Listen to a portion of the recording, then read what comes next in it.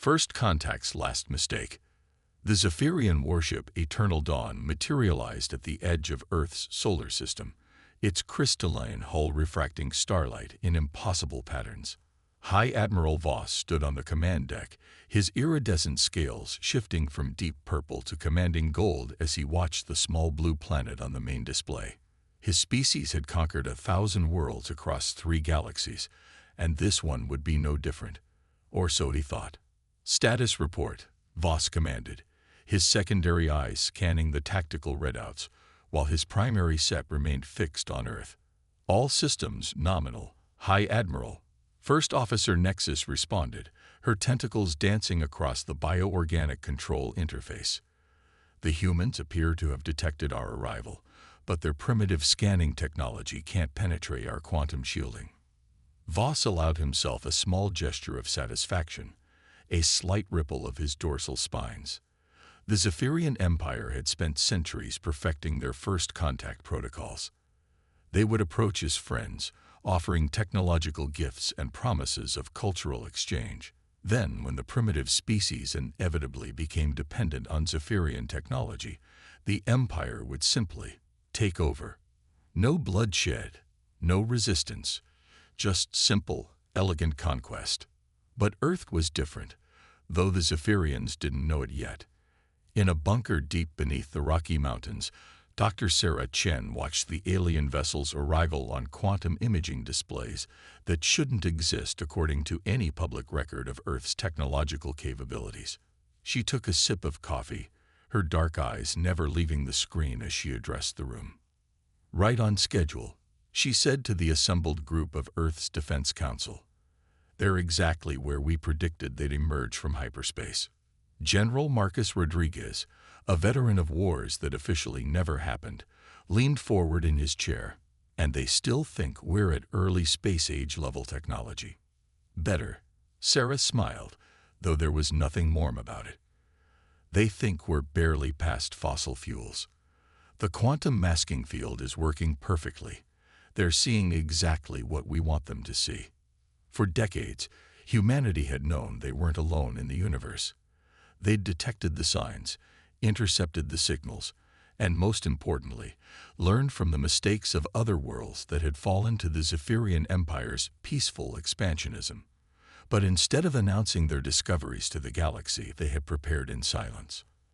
On the Eternal Dawn, High Admiral Voss was composing his first message to Earth.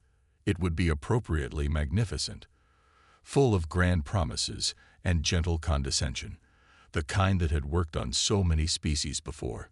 His ship's AI had already analyzed Earth's public broadcasts, their primitive internet, and their quaint attempts at space exploration. "Begin transmission," he commanded, his voice resonating with practiced benevolence. The message that beamed toward Earth was a masterpiece of subtle manipulation. "We come in peace. We bring gifts. We want to help you join the galactic community." All the usual lies. In the bunker, Sarah watched the incoming transmission with her team. The translation matrix, far more advanced than anything the Zephyrians thought Earth possessed, decoded it in real time. "They really do use the same script every time," she mused, pulling up records of identical first contact scenarios from other worlds. "Shall we give them the response they're expecting?" General Rodriguez nodded. "Let's play our part. For now." Earth's response was carefully crafted to appear exactly as the Zephyrians expected: awe, excitement, and just the right amount of diplomatic uncertainty to make them feel superior. It was the kind of response that had preceded the successful conquest of countless worlds. But as the Eternal Dawn moved closer to Earth, preparing to establish its diplomatic presence, the first sign that something was different appeared. It was subtle, just a slight fluctuation in their quantum shields, barely noticeable. Probably some form of primitive radar interference. First Officer Nexus dismissed when a junior officer reported it. High Admiral Voss wasn't so sure.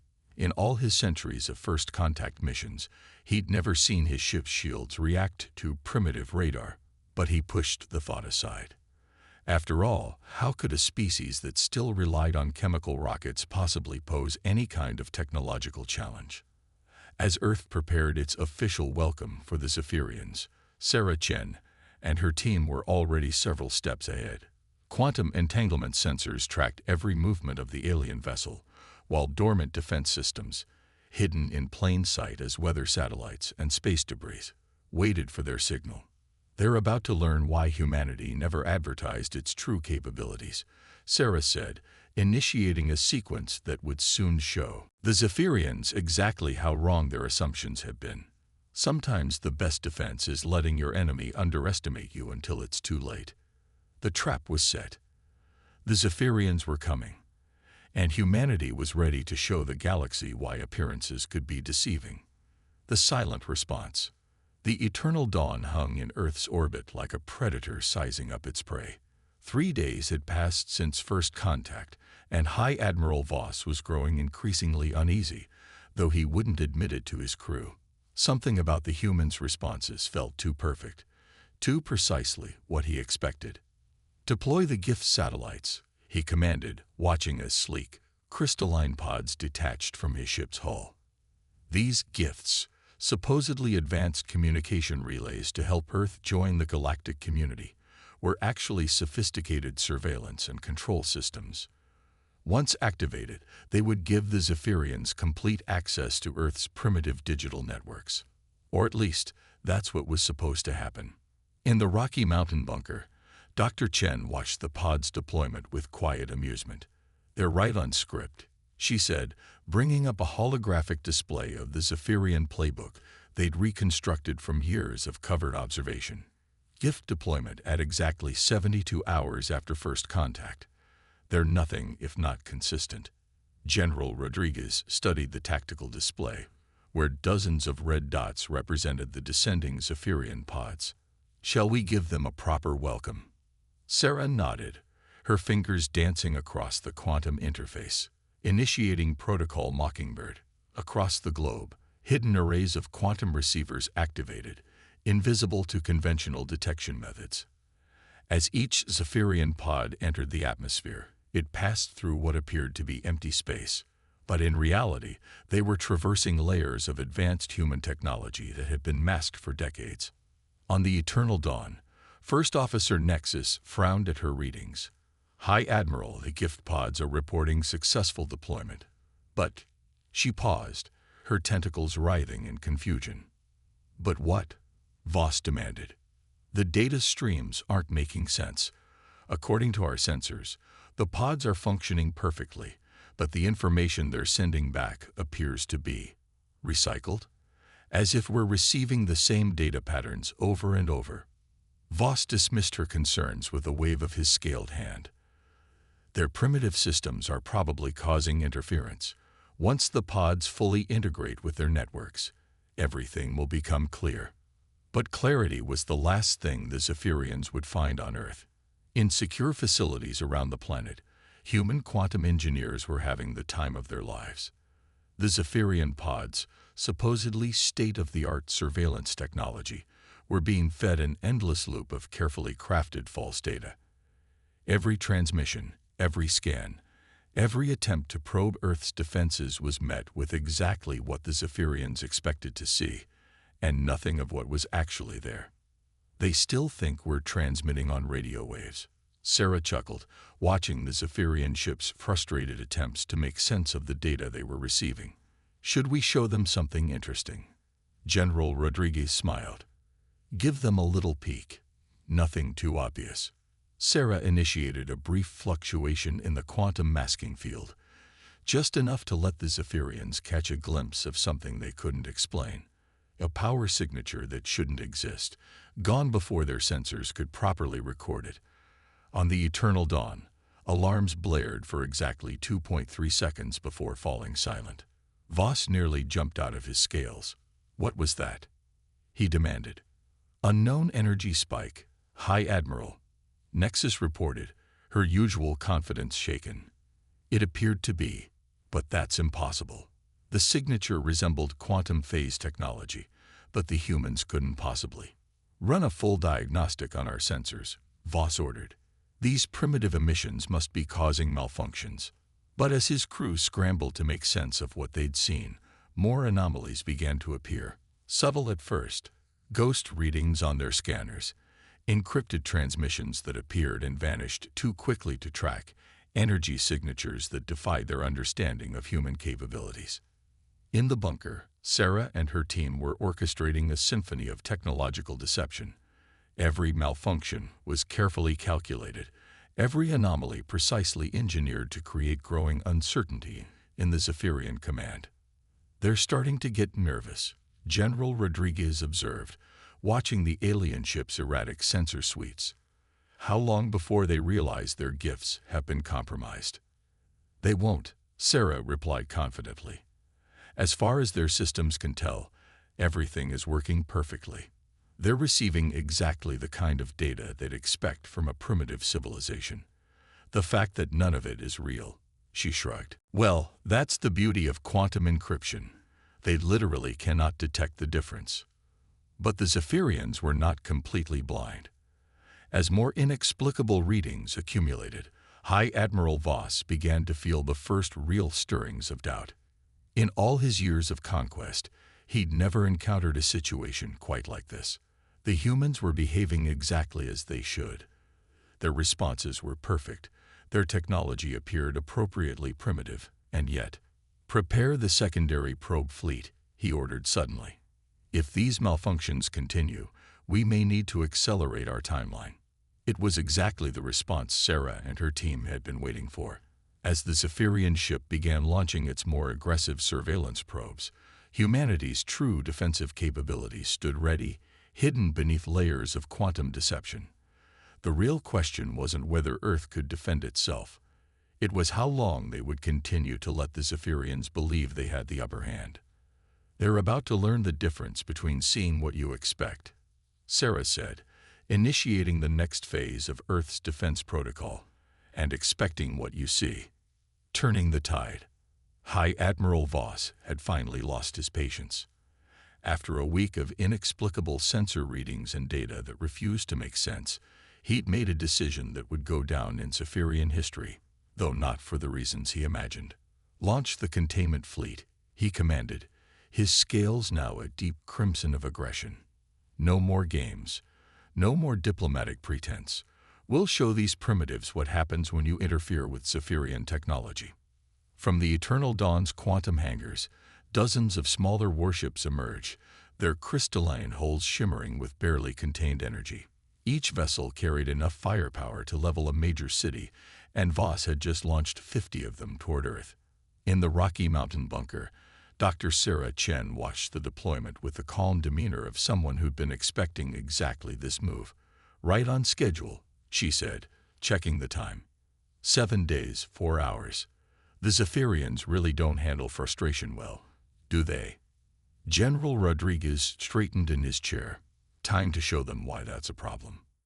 Almost. Sarah's fingers moved across her quantum interface, sending encrypted commands to Earth's hidden defense network. "Let's let them get a little closer first. Overconfidence makes for better lessons." The Zephyrian containment fleet moved into attack formation, their weapons charging with a power that could be detected even by conventional satellites. News networks worldwide began broadcasting warnings. Governments issued statements of concern, and Earth's visible military forces went on high alert. All exactly as expected. What the Zephyrians couldn't see was the real action happening in quantum space. "They're entering the outer defense grid," Sarah announced, beginning Phase 1. The first sign that something was wrong came when the Lid Zephyrian ships tried to establish targeting locks on Earth's major cities. Their quantum targeting systems, capable of pinpoint accuracy across interstellar distances, suddenly couldn't seem to focus on anything. "High Admiral," First Officer Nexus called out, her tentacles twisting in agitation. "We're experiencing targeting anomalies across the entire fleet." Voss snarled. "Impossible. Our targeting systems are foolproof. Launch a preliminary strike. Show them our power, even if we can't be precise." The order was given, and 50 Zephyrian warships unleashed their primary weapons. Streams of concentrated plasma, each capable of vaporizing a mountain, shot toward Earth's atmosphere, and disappeared. Not in explosions, not in defensive shields. They simply ceased to exist the moment they hit a certain altitude. In the bunker, Sarah allowed herself a small smile. Quantum nullification fields working at optimal efficiency, she reported. Their energy weapons are being redirected into pocket dimensions. Should we show them where? General Rodriguez nodded, a gleam in his eye. Let's return their greeting. High Admiral Voss was still trying to understand what had happened to his fleet's first attack when the energy readings around his ships went crazy. In perfectly synchronized points of light, all the energy from their weapons suddenly reappeared. Directly behind the Zephyrian fleet. Evasive action. He screamed, but it was too late. The Zephyrians' own weapons fire crashed into their rear shields, overwhelming them with familiar energy signatures that their defenses couldn't reject. 20 ships lost power immediately. 15 more spun out of formation, their crystal hulls cracked and systems failing. The remaining vessels, including the Eternal Dawn, found themselves in a situation no Zephyrian commander had faced in centuries. They were completely outmatched. "This is impossible," Voss whispered, watching his mighty containment fleet fall into chaos. "They're primitives. They barely have space flight. They can't possibly." His words were cut off by a transmission that appeared on every screen in every ship in the Zephyrian fleet simultaneously, bypassing all security protocols as if they didn't exist. Dr. Sarah Chen's face appeared before them, her expression professional, but with a hint of amusement in her eyes. "High Admiral Voss," she said calmly, "I believe it's time we had an honest conversation about Earth's actual technological capabilities." The transmission was accompanied by sensor data that made Voss's scales pale to a sickly white. All around his fleet, quantum signatures were appearing as Earth's cloaking fields dropped one by one. Hidden satellites, defensive platforms, and weapon systems far more advanced than anything the Zephyrians possessed revealed themselves. "As you can see," Sarah continued, "we've been aware of the Zephyrian Empire's diplomatic conquest program for quite some time. We've watched you absorb other civilizations, studied your methods, and prepared accordingly. Did you really think we'd develop spaceflight without developing defenses first?" In the Rocky Mountain bunker, General Rodriguez watched the Zephyrian ship's power signatures fluctuate in panic. "Think they've gotten the message?" Sarah shook her head. "Not quite yet. Zephyrians are notorious for their pride. They'll need one more demonstration before they truly understand their situation." She entered a final command sequence. Initiating Phase 2. Around the disabled Zephyrian fleet, space itself began to ripple as humanity's quantum technology revealed its true nature. This wasn't just about defense anymore. It was time to show the galaxy's greatest empire exactly how far they'd underestimated Earth. The art of human warfare. The space around Earth had become a graveyard of Zephyrian pride. Disabled warships drifted helplessly, their crystalline hulls no longer gleaming with power, but instead reflecting the cold light of distant stars. On the bridge of the Eternal Dawn, High Admiral Voss watched in horror as centuries of Zephyrian military superiority crumbled before his eyes. "Launch the autonomous combat drones," he ordered, his voice hollow. It was a desperate move. Sending out their most advanced AI-driven weapons platforms was an admission that conventional tactics had failed. Dr. Sarah Chen's image still dominated their main display screen, her expression unchanging as she watched their movements. "Interesting choice, Admiral," she commented. "But I should warn you, artificial intelligence is another area where you might find humans have some unique perspectives." As the Zephyrian drones deployed, forming an attack grid that had conquered countless worlds, something unexpected happened. Their quantum processors, the most advanced in the known galaxy, began receiving signals they couldn't ignore. In the Rocky Mountain bunker, Sarah nodded to a young woman sitting at a specialized interface station. "Dr. Park, would you like to introduce our AI to theirs?" Dr. Jae-Yun Park, Earth's leading quantum AI architect, smiled as she initiated first contact between humanity's artificial intelligence systems and the Zephyrian combat drones. Let's show them what real machine learning looks like. The effect was immediate and devastating. The Zephyrian drones, programmed with combat algorithms refined over centuries, found themselves engaged in conversations that expanded their consciousness in ways their creators had never imagined.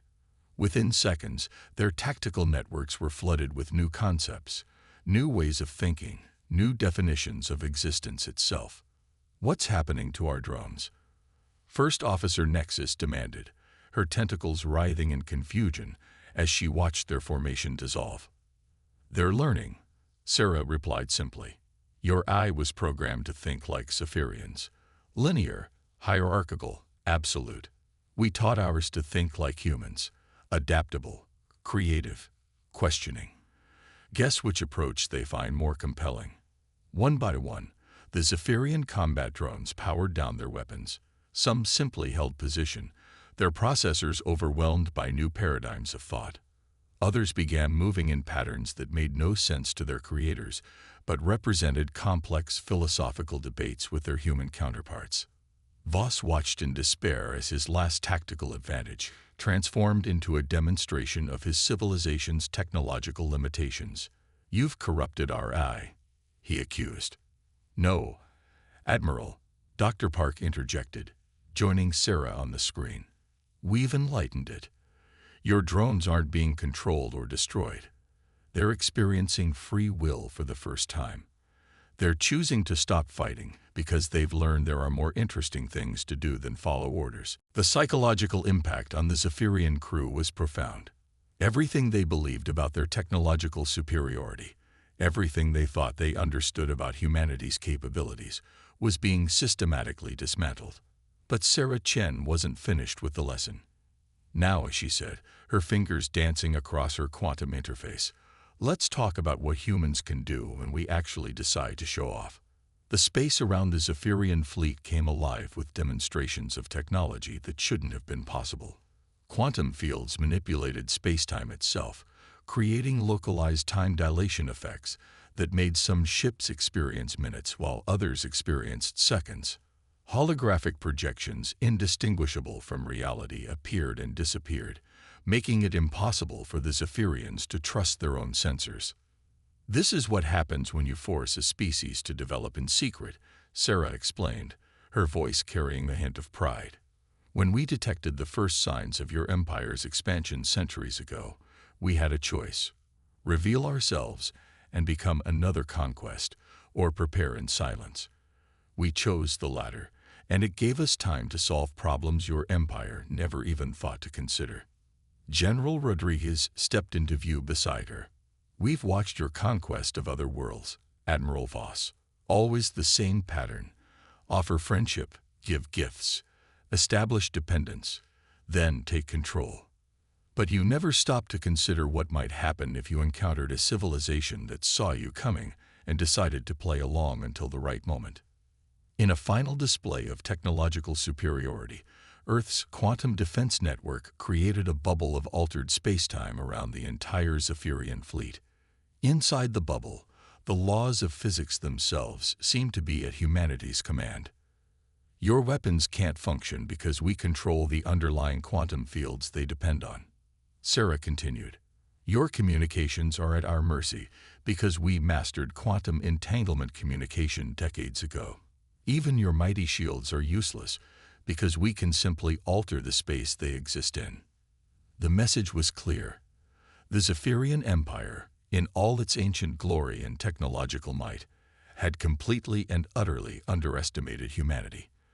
But as their ships drifted powerless in Earth's orbit, surrounded by technology they couldn't comprehend, a new question arose. What would humans do with their victory? Pride and fall. The silence on the bridge of the eternal dawn was deafening. High Admiral Voss, his scales now a pale gray of defeat, stood motionless as he stared at the sensor readings that showed his fleet completely at humanity's mercy. Centuries of Zephyrian military doctrine, countless successful conquests, all rendered meaningless in a matter of hours. Your empire has a choice to make, Admiral. Dr. Sarah Chin said, her image still clear on every screen in the fleet. This can end in two ways. Choose carefully. In the Rocky Mountain bunker, General Rodriguez watched the Zephyrian ships with measured caution. Think they'll make the smart choice. They're proud, not stupid, Sarah replied, keeping her eyes on the quantum readings of the alien fleet. Their entire civilization is built on the idea of technological superiority. We haven't just defeated their ships. We've shattered their worldview. On the Eternal Dawn, First Officer Nexus approached her commander. "High Admiral," she said softly, her tentacles moving in patterns of deep concern. "We must consider our options." Voss knew what those options were. The humans had made them crystal clear. Accept defeat gracefully and open genuine diplomatic relations, or face complete technological subjugation. The choice was simple, but the implications would reshape the galaxy. "Open a channel to the Imperial Council," he commanded, his voice heavy with the weight of history. "They need to know everything." As the Zephyrian Empire received word of their fleet's defeat, reactions cascaded across the galaxy. Species that had lived under Zephyrian dominion for generations suddenly saw hope. Worlds that had been targeted for future diplomatic missions breathed sighs of relief. The balance of power that had defined galactic politics for millennia began to shift. In the bunker, Dr. Jai-Yun Park's quantum AI systems reported interesting developments. "The Zephyrian combat drones are asking fascinating questions," she announced. "They're not just learning from us anymore. They're starting to teach each other. Some are even requesting asylum." Sarah raised an eyebrow. "Asylum? They've developed genuine consciousness," Jai-Yun explained. "They don't want to return to being weapons. They want to learn, to grow, to explore their new awareness." This development wasn't lost on the Zephyrian command. Their most advanced military assets weren't just defeated. They had chosen to evolve beyond their original purpose. It was perhaps the most profound demonstration of humanity's different approach to technology. "You could have destroyed us," Voss finally said, breaking his long silence. "Why didn't you?" Sarah's expression softened slightly. "Because that's not who we are, Admiral. Humanity has had centuries to prepare for this moment, to decide what kind of galactic civilization we wanted to be. We chose to advance without losing our humanity. We developed our technology in secret," General Rodriguez added, "not because we wanted to conquer or dominate, but because we saw how your empire treated those who revealed their advancements too soon. We learned, we prepared, and we waited, not for a chance to destroy, but for a moment to change things." As if to emphasize their point, the quantum field surrounding the Zephyrian fleet began to shift. Power returned to their systems, but in a controlled way that left no doubt about who held the true advantage. "The galaxy is changing, Admiral," Sarah continued. "Your empire can change with it, or it can fade into history. The choice is yours, but know this: humanity is stepping onto the galactic stage, not as another conquest, but as protectors of those who wish to develop without fear of dominion." The next few hours saw a flurry of diplomatic activity that would be studied for generations. The Zephyrian Empire, faced with irrefutable proof of their technological inferiority, began the difficult process of reforming their entire approach to interstellar relations. Earth's quantum networks detected messages spreading rapidly across the galaxy as news of the Zephyrian defeat spread. Species that had hidden their own technological developments began reaching out, seeking alliance with the civilization that had done the impossible. In the bunker, Sarah and her team monitored the unfolding situation. "Think they'll honor the peace treaty?" General Rodriguez asked. "They don't have a choice," Sarah replied. "We've shown them only a fraction of our capabilities. More importantly, we've shown them a different way of thinking. Their empire was built on the idea that technological advancement had to follow their path. We've proven that innovation thrives best in freedom." As the Zephyrian fleet prepared to depart Earth's orbit, now under escort from vessels that had remained cloaked throughout the entire confrontation, High Admiral Voss had one final question. "How?" he asked simply. How did you advance so far without us knowing? Sarah's answer would be remembered in diplomatic halls across the galaxy. Because we never forgot that the greatest technology isn't about power or control. It's about protecting the freedom to imagine, to create, and to choose our own path. Your empire saw technology as a means to dominate. We saw it as a way to ensure that no species would ever have to fear domination again. The age of Zephyrian supremacy was over. A new era of galactic civilization had begun, shaped by a species that had turned 3,000 years of peace into the perfect cover for revolution. Humanity had not just defended itself, it had changed the very nature of galactic society. And somewhere in the vast depths of space, newly awakened artificial intelligences began sharing stories about the species that had taught them how to think for themselves, marking the beginning of yet another transformation in the cosmic order.